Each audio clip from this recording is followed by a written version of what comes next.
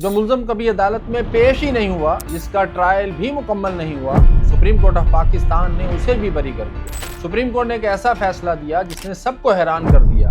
ये वीडियो आखिर तक जरूर देखें, क्योंकि आखिर में वो अहम कानूनी असूल बयान किया गया है जो सुप्रीम कोर्ट ने फौजदारी कानून में पहली बार इस तरह बयान किया और जो हर शहरी को जानना चाहिए। अभी चैनल सब्सक्राइब कर लें ताकि ऐसी जरूरी कानूनी मालूमात आप तक पहुंचती रहें। अब चलते हैं असल केस की तरफ। यह कत्ल का मुकदमा था जिसमें 4 मुलजमान नामजद थे।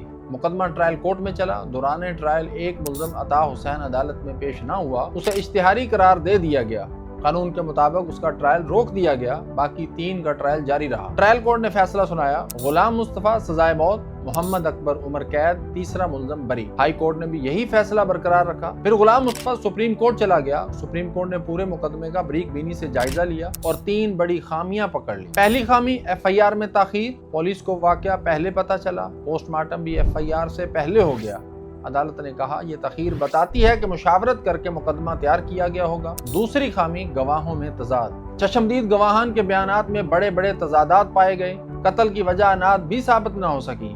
तीसरी खामी, फॉरेंसिक रिपोर्ट। असलहे की बरामदगी और फॉरेंसिक रिपोर्ट दोनों काबिल एतमाद नहीं रहे। सुप्रीम कोर्ट ने कहा इस्तगासा अपना मुकदमा शक से बालातर होकर साबित करने में नाकाम रहा। सुप्रीम कोर्ट का 2025 SCMR पेज 1633 में हैरान कुन फैसला। पहला काम, गुलाम मुस्तफा को बेनिफिट ऑफ डाउट देकर बरी कर दिया और यह सबसे हैरान कुन था, मोहम्मद अकबर को भी बरी कर दिया, हालांकि उसने सुप्रीम कोर्ट में अपील भी नहीं की थी। अदालत ने कहा जब पूरी शहादत नाकाबिल एतमाद हो तो इंसाफ का तकाजा है हमराई मुलजम को भी फायदा मिले। तीसरा काम, जो सबसे बड़ा और तारीखी, अता हुसैन जो इश्तिहारी था जिसका ट्रायल मुकम्मल नहीं हुआ था, उसे भी बरी कर दिया गया। अदालत ने कहा जब यही गवाह, यही सबूत, यही कमजोर शहादत दोबारा इश्तिहारी मुलजम के खिलाफ पेश होनी है तो दोबारा ट्रायल करना अदालत के वक़्त और वसाइल का ज़िया है। नतीजा फिर भी वही निकलेगा और यही इस फैसले का सबसे बड़ा सबक है।